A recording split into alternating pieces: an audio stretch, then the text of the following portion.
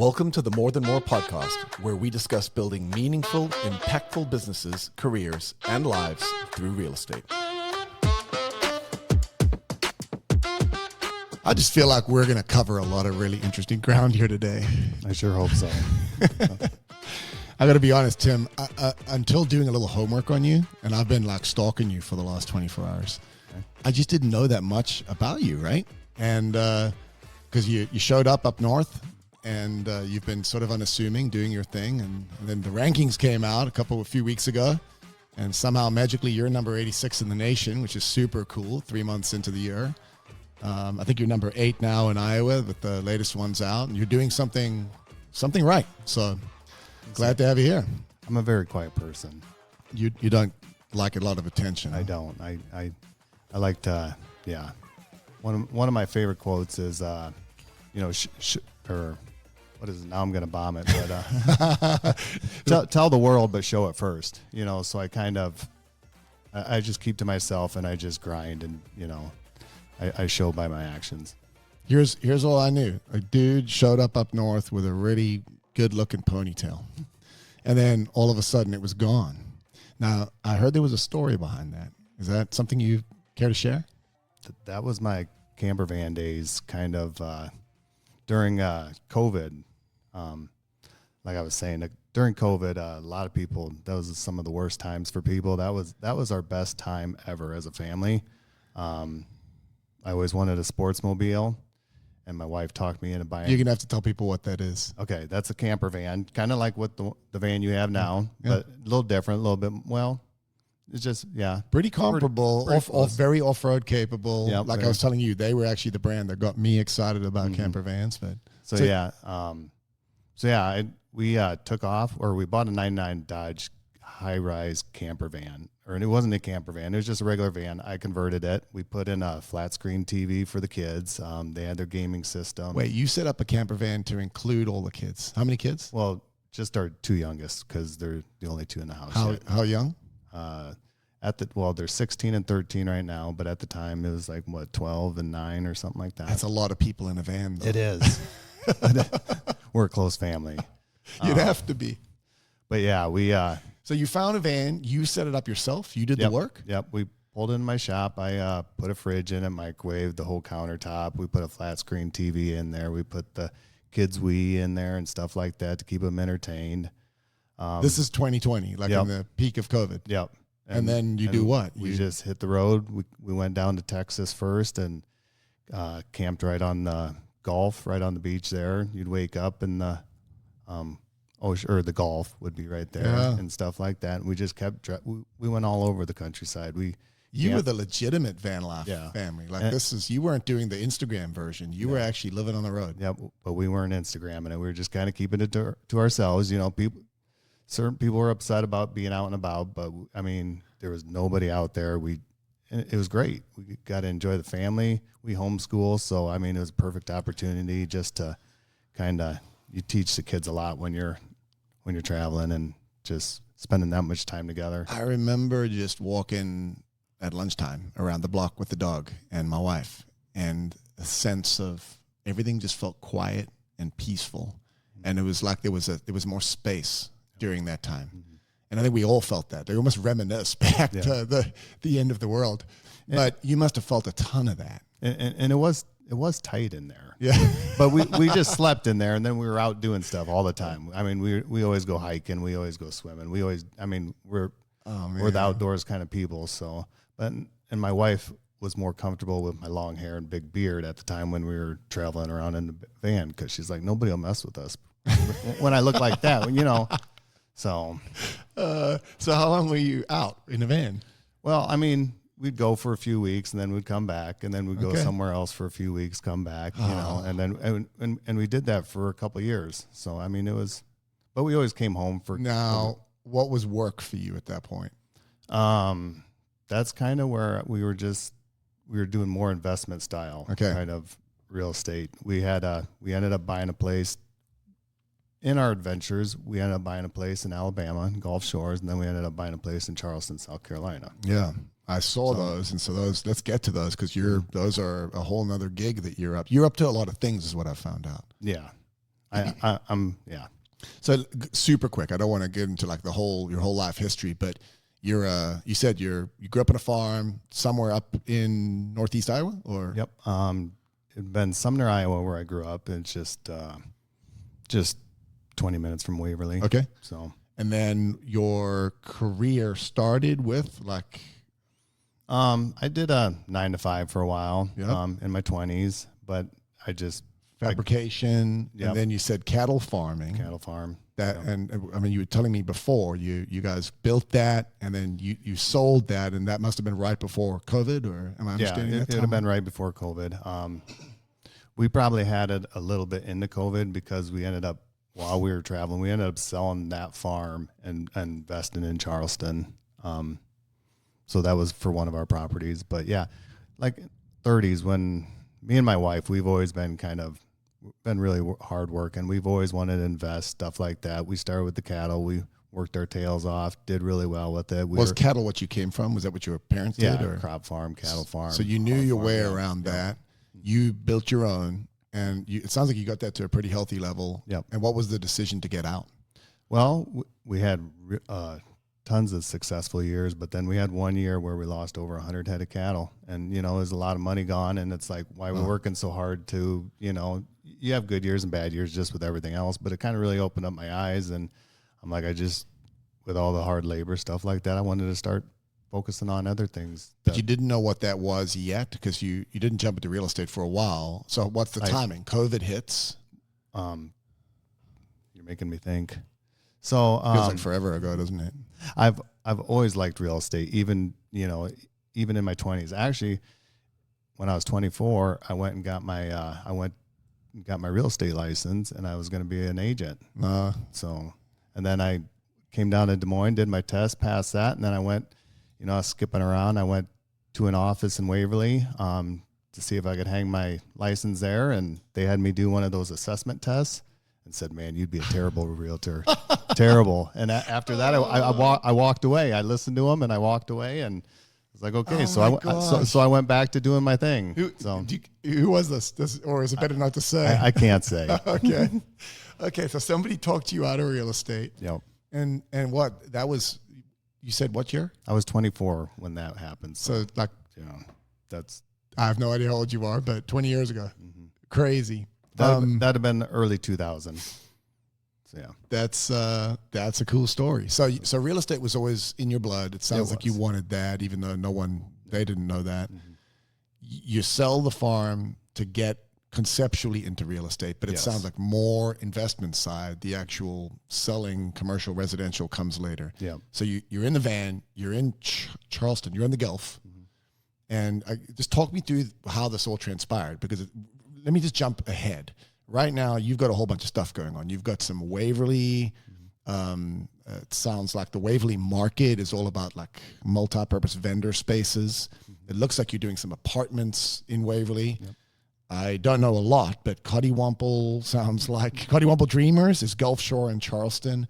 So you've somehow gone out, you've picked up a bunch of properties, you're converting them into apartments or something like that. Tell me the story, because it's very interesting. So the Coddiwomple, that's because of the van also, because we're kind of just wandering around.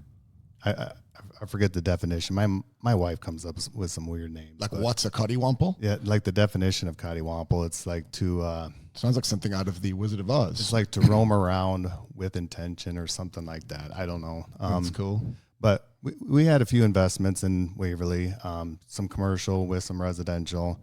The reason I kind of got into the short-term rentals out of state was I wanted to try to build systems and try to manage from afar.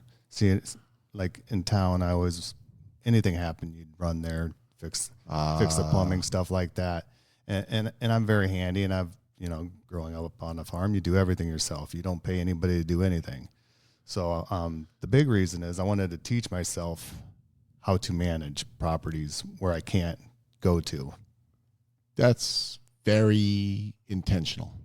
I mean, it's almost counterintuitive. Like anyone else would want to do it where they could get access to it. You want to break that mold because you know that you're going to be too hands-on. It's going to be another cattle farm for you. Yeah. Did I say that right? Yeah, exactly. Wow. And like our why is, everybody says financial freedom, but it's my financial freedom is to be able to hop in a van and take off and go do what you want when you want. So the van is still the metaphorical driving passion for you. Yeah.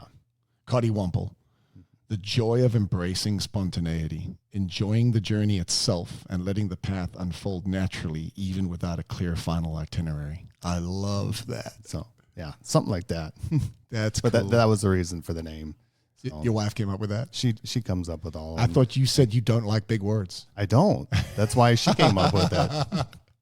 You never find me coming up with a big word, using a big word. Okay, so this is all very fascinating. You're hands-on. You're a working guy. You raise a cattle farm. You don't want to deal with not so much the hands-onness of it. It sounds like you wanted to escape the risk up and down, the volatility of it. So get into real estate, of course. You start picking up these rentals, but you do them intentionally from afar because you want to teach yourself how to do this as a system, not as a self-employed sort of hands-on gig. Because I mean, like if I did all my rentals in Waverly or in Cedar Falls, stuff like that, it's just going to be like another cattle farm. You're just going to be constantly working. I mean, constantly chasing. Yeah. Just. So what'd you learn? Did it work? Yeah, it does. But I still do. I mean, it's so easy when you're around and something happens downtown. I'm 5 minutes away. So I run down there and do it. But we do have systems, so I don't have to be there.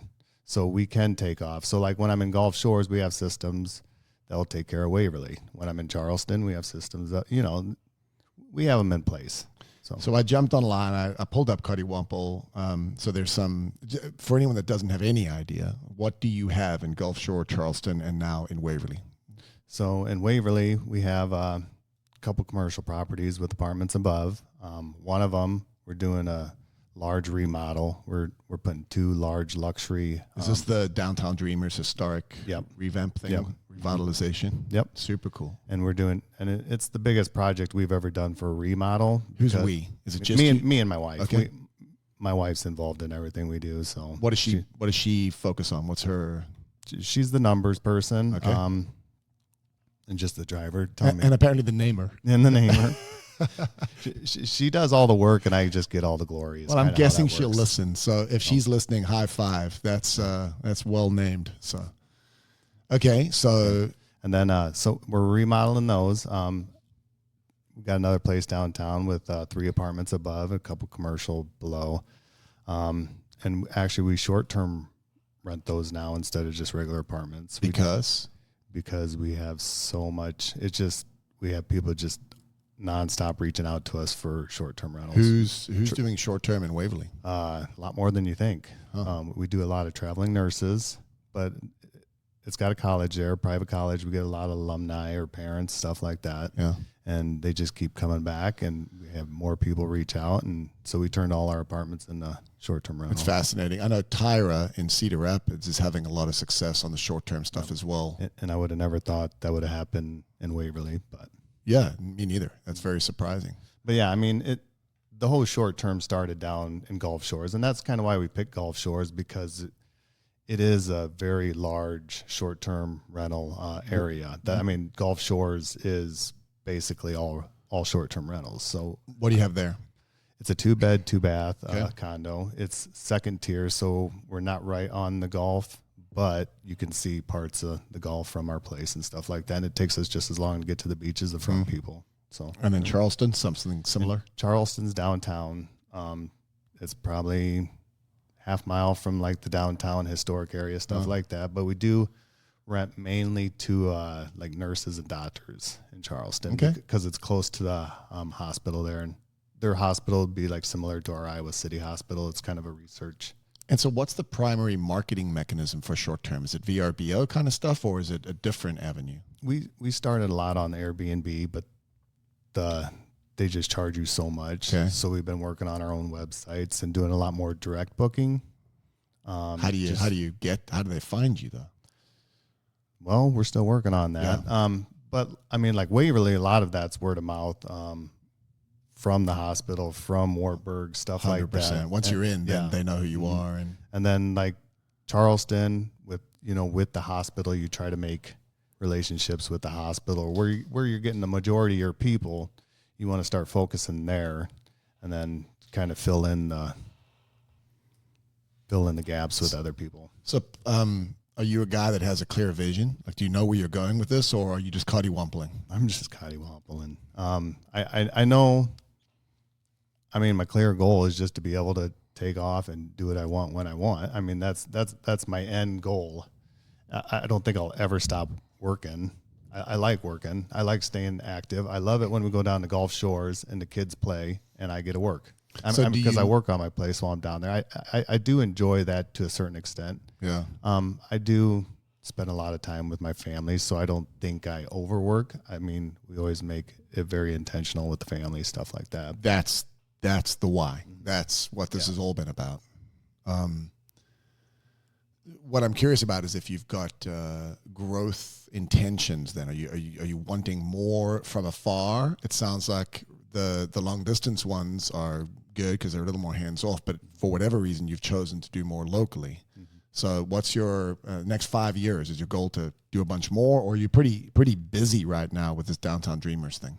I would like to grow quite a bit more. Me and my wife have had this discussion if we want to go more out of state or if we want to do more local, because we've had a lot of success locally.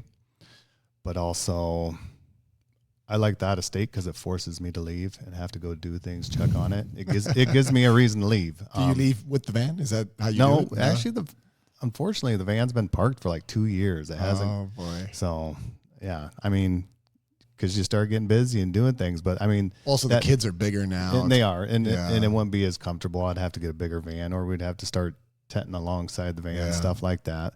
And my daughter's in so much stuff now, so it's almost impossible to go anywhere. But you're getting to the next chapter. I mean, we're at the chapter where we did the van with 100% intention for no one other than my wife and I ever to step foot in it. It's like no kids allowed. Yeah. So maybe you'll have another van chapter. Exactly. The kids are how old now again? 16 and 13 now. And we have them involved in everything we do. My son, he goes along with me everywhere. Like when we came down to Des Moines, we received a grant for that remodel. I made him go up there and receive the check, and he had to stand there for the newspaper and stuff like that. With I get them involved with everything.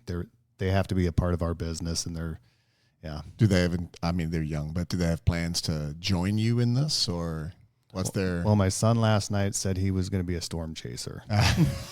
He's been watching that lately, but he knows every aspect of real estate. He really does. He's probably been to more closings than most people in their lifetime. He's been to all my committee meetings for other stuff, and well played. So I mean, we force them to tag along with everything. You ever watch a movie called Captain Fantastic? I haven't. Okay. I'll tell you about it later. It's a guy that raises his kids in the bush in a bus, basically, and they don't quite share your belief sets. I think they're on the opposite side of the spectrum in terms of their faith and stuff like that. But the point is, he's raising a family in a completely countercultural way to learn how to live off the land, and it's just super inspiring.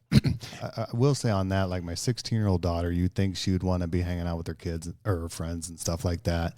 But just the other day, she said she wanted to go to South Dakota because we've camped in the BLM land, right on the bluffs and stuff like that. And she's like, I'm ready to get back to that, and so I mean they have that in there too. They've really enjoyed that time that we did in the van and stuff like that. And it just opened up a whole new avenue for us, kind of. What I found with my kids is they were willing participants, but I drug my boys up some serious mountains. I've put my family in a lot of danger over the years. Like, they were 7 and we were climbing 14,000 foot mountains with backpacks and sleeping, with bears.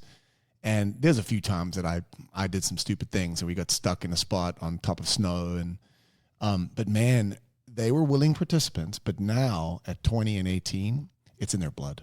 Like they long for the outdoors in the same way. So I think it's super cool that you're exposing them that way. And to the business as well, because the same thing. We raised our kids to be a part of the business conversations. And I think if you can bring them along, there's nothing better than, it's like a mentorship, right? It's so cool for kids to get to go ride along and be a part of what mom and dad are doing. I agree. Good for you. And we let them make decisions. I joke with them since we homeschool. I said they can't graduate until they own their own investment property, but but I'm that's still my goal. I want them to have at least some kind of a grasp on things before they leave the house. And I told them they're in no hurry to leave. They don't have to leave the house right away. Get your stuff in order, and we've said the same thing. Take your time, especially in this environment. It is challenging to be a young person these days. Yep. Okay, so that's all super cool. It sounds like you guys have a lot of intentionality, but you're also, I don't know, you're kind of figuring it out as you go. That leads you somewhere along the line to saying, forget whoever it was that told me I can't sell real estate. I'm getting that license again. You had to start the whole process over? I did, yeah. So what prompted you to go get the license again? So, again, it was my wife. She kind of pushed it again. We love investing. We're obsessed with looking at properties. She's constantly showing me all these properties. She knows all these areas out of states, she knows everything about the numbers, all that. She can tell you when it's a good price. She don't know nothing local, but she's focused all on out of state properties, but you can only buy so much. And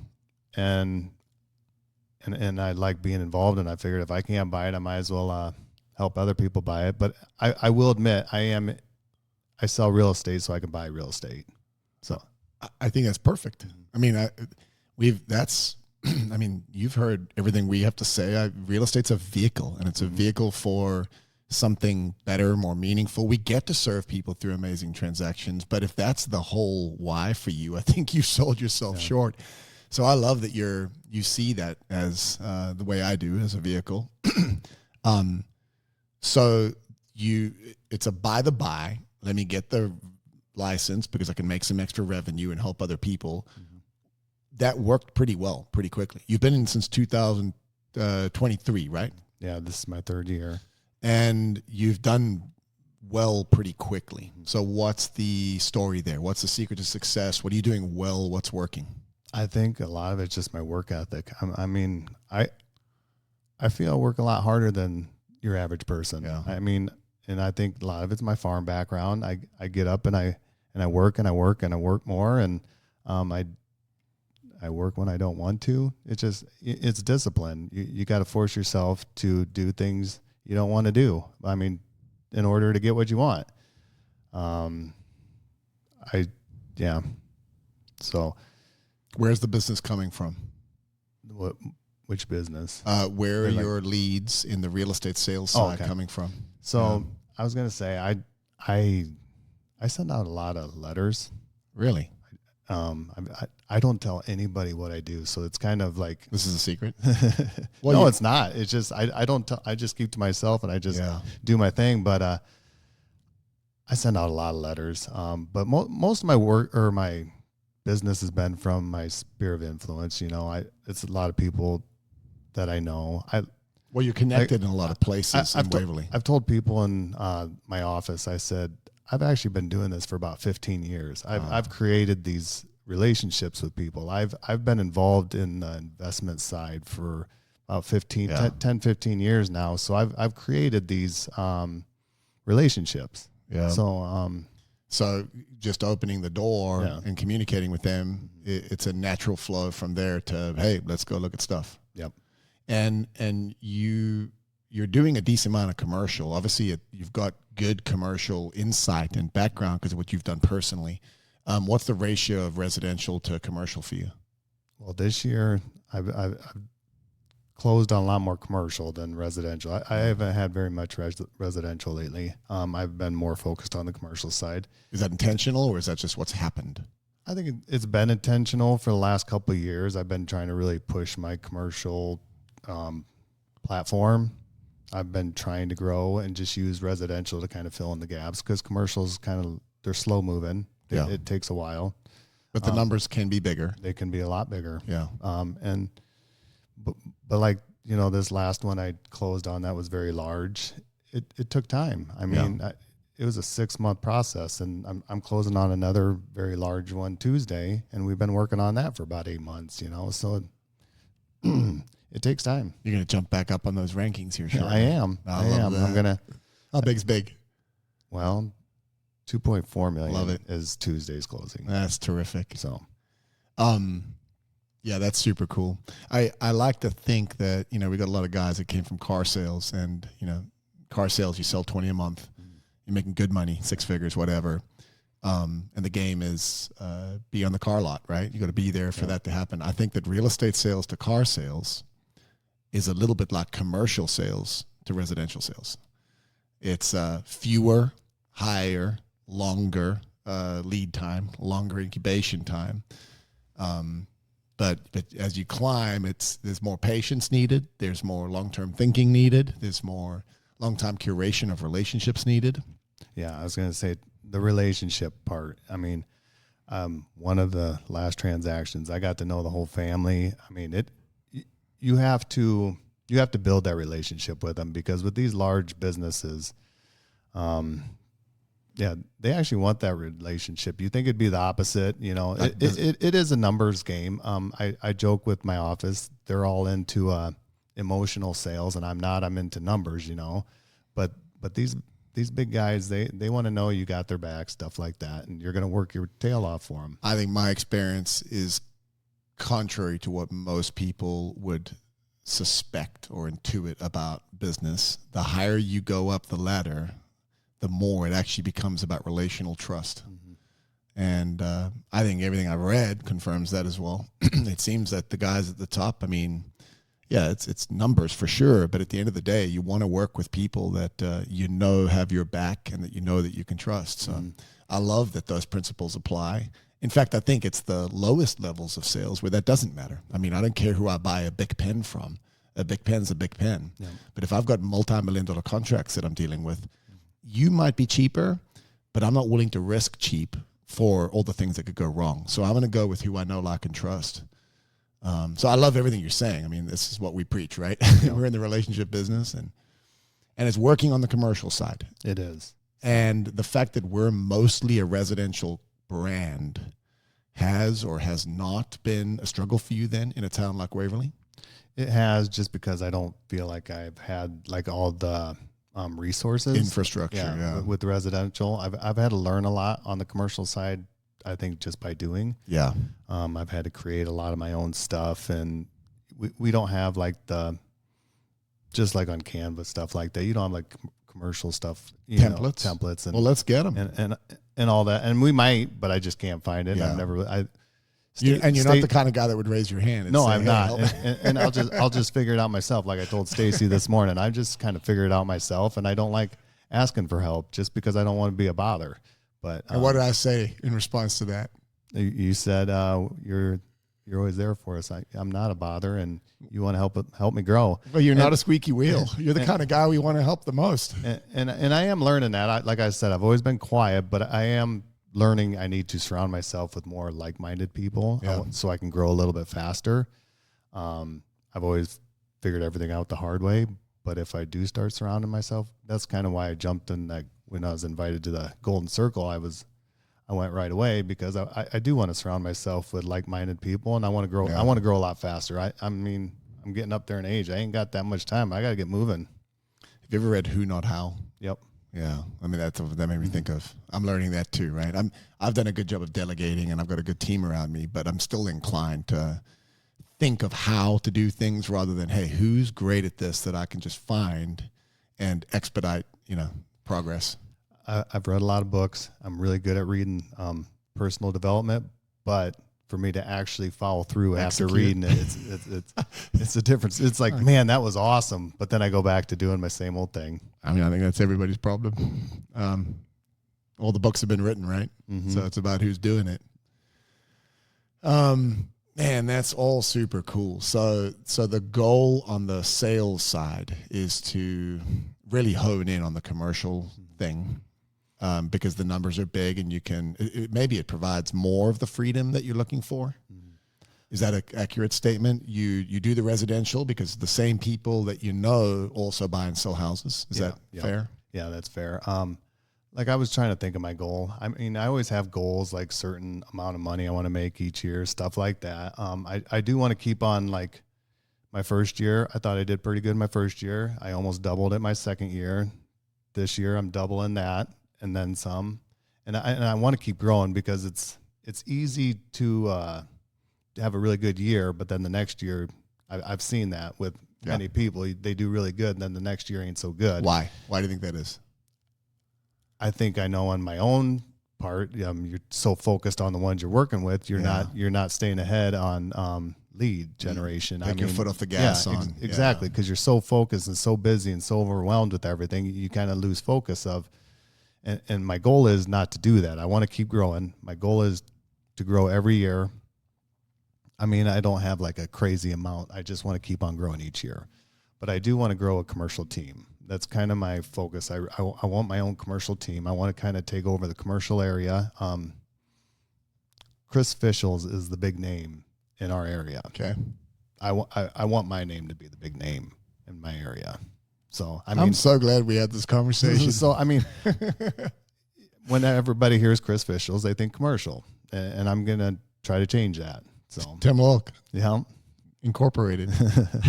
my wife will come up with the name. It's going to be better than that. I'm fascinated about what the name's going to be, because if it could be better than Coddiwompling, then we're somewhere. That's super cool. What do you think's driving you there? Like that doesn't sound like that's connected to van time. That sounds like that's connected to something else. I've always been very ambitious, I think. I've always wanted to be the best, I think. I'm not huge into sports, but I am competitive when I measure myself to other people more than I should. Yeah. So, I mean, we all do, but I don't know. I just want to keep improving. Like I've told Angela before when we've talked, if you're not growing, you're dying is another favorite quote of mine. And I just think you just need to keep on growing. And if you're not getting bigger, I mean, I don't want to work more. I do want to work less and make more. That is my goal, but it's a wonderful goal.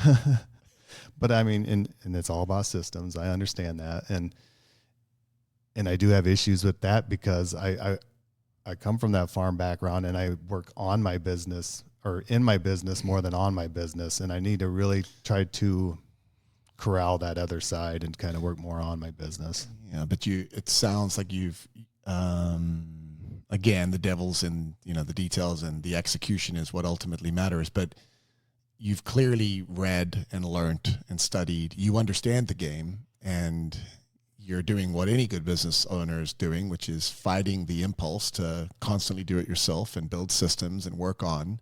I mean, it sounds like you've got all the answers. Now it's just about the slow, steady grind of dialing it in a piece at a time. I mean, we talked about the 4 freedoms at the Golden Circle: the freedom of time, the freedom of money, the freedom of relationship, the freedom of purpose. Although you never knew that language, much of what you're doing is about chasing those 4 freedoms, right? Yep. And trying to build a machine that gets you there.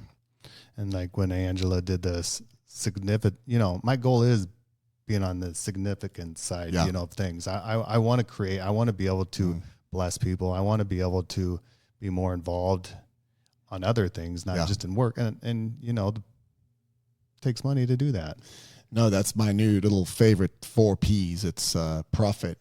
Profit is the goal, but profit is never the goal. Profit is the goal as a mechanism or a vehicle towards the other 3 Ps, which I call pleasure, doing the things you really want to do, passion, getting involved in things that really bring you energy and that drive you, and then purpose, where you want to go make an impact in the world.